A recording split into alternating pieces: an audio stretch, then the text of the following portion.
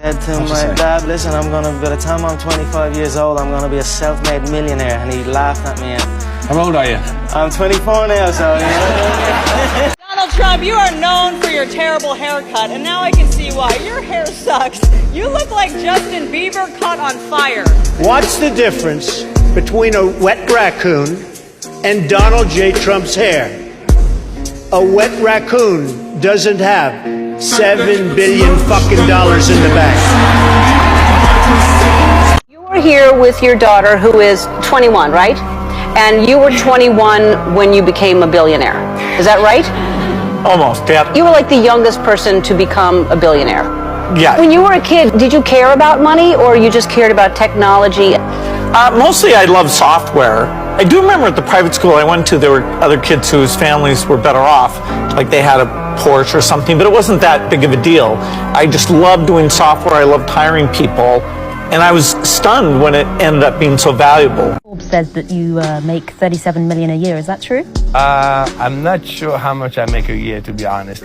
But I guess if you don't know how much money you make a year, that's a good news. What do you spend it on?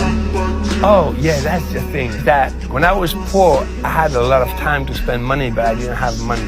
And now that I have money, I don't have time to spend it. I tipped a pizza delivery guy 10 grand. Next day, he came back, and I was like, oh God, was he gonna ask for more money? I was like, fuck. I opened the door, and he just started crying. And he was like, I didn't even think this money was real. And he's like, I just took tomorrow off work, and I haven't seen my kids in so long because I work every day, and like, I just gotta spend a day with my daughter. And he's just like, this is the greatest day of my life. I'm so happy. And I was like, and then he hugged me, and he's crying, and tears are going down my shirt, and I'm like, I don't even know what to like do. I was just like, wow. Yeah, I'm tearing up a little bit just thinking about it. We're going to get married. You're going to get married. Well, sooner or later, there comes a point in a man's life when he's got to face some facts. And one fact I got to face is that whatever it is that women like, I ain't got it. I chased after enough girls in my life. I went to enough dances. Got hurt enough. I don't want to get hurt no more. Girls made me feel like I was a bug. I get feelings, you know. I had enough pain. No thanks, man. What are you going to do starting tomorrow that'll make a difference? Now see, if you don't do something starting tomorrow that'll make a difference, guess what? It's gonna be the same. And see, that way you can guess what the next 5 years are gonna be like. Look at the last 5. Because the next 5 are gonna be like the last 5 unless you, major key, tomorrow, change it all.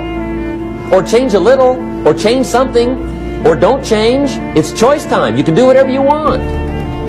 But it's nice to know any day you wish you can change your whole life. Impressive. You're actually smarter than you look. Mr. Weber, yesterday you said I was going to end up a garbage man. That's right. Well, I found out a teacher makes $24,000 a year. And a garbage man makes $28,000 a year. I'm going to make $4,000 more than his dumb ass. Never going to get married. You're going to get married. Well, sooner or later, there comes a point in a man's life when he's got to face some facts. And one fact I got to face is that whatever it is that women like, I ain't got it. I chased after enough girls in my life. I went to enough dances. Got hurt enough. I don't want to get hurt no more. Girls made me feel like I was a bug. I get feelings, you know. I had enough pain. No thanks, man. I said to my father that I want to dance. So my father took me to a dance class. The dance teacher told, he's so fat, how he can dance. So he put me in the last row of the dance class. I was standing and seeing what I can do. So early in the morning at 4 o'clock, I went to the field.